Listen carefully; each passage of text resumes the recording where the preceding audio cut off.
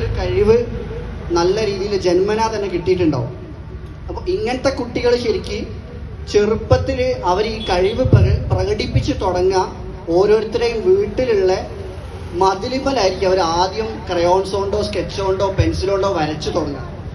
പക്ഷേ നമ്മൾക്ക് പൊതുവെ അങ്ങനത്തെ കഴിവുകളിൽ നോക്കുന്നതിന് പകരം ആരെങ്കിലും വീട്ടിൽ വന്ന് കയറി കഴിഞ്ഞാൽ നമ്മളുടെ വീട് വൃത്തികേടായി കഴിഞ്ഞാൽ ബുദ്ധിമുട്ടല്ലേ. അപ്പോൾ ചില വീട്ടിൽ സംഭവിക്കുക വെച്ചാൽ അങ്ങനെ വരയ്ക്കാൻ കഴിവുള്ള ഒരു കുട്ടീനെ ആദ്യം തന്നെ വന്നിട്ട് ഇനി എങ്ങാനും ഇവിടെ മതിൽമൽ വരച്ചാൽ എൻ്റെ ക്രയോൺസും ഉണ്ടാവില്ല, പെന്നും ഉണ്ടാവില്ല. പക്ഷേ ആ ചെറുപ്പത്തിൽ ആ കുട്ടിക്ക് കൊടുക്കുന്ന ആ ഒരു വാക്കുണ്ടല്ലോ, അത് കുട്ടീൻ്റെ മനസ്സിൽ അങ്ങ് തറച്ചു പോയി കഴിഞ്ഞാൽ ഇങ്ങനെ ലോകത്തിലെ ഏറ്റവും വലിയ ബിൽഡിങ് പോലുള്ള ബുർജ് ഖലീഫ പോലുള്ള ബിൽഡിങ് വരയ്ക്കാൻ കഴിവുള്ള ഒരു ആർക്കിടെക്റ്റ് വളർന്നു വരുന്നതാണ്. അവിടെ ആ ചെറുപ്പത്തിൽ ആ പാരൻറ്റിങ്ങിൽ വരുന്ന പ്രശ്നം കൊണ്ട് ആ കുട്ടിയുടെ കഴിവിനെ അങ്ങ് അടിച്ചമർത്തപ്പെടും. പിന്നെ ആ പാരൻസിന് ഇഷ്ടപ്പെടുന്ന ഏതെങ്കിലും ഒരു ജോലിയിലേക്ക് പറഞ്ഞേക്കുന്ന രീതിയിലേക്ക് മാറി വരും.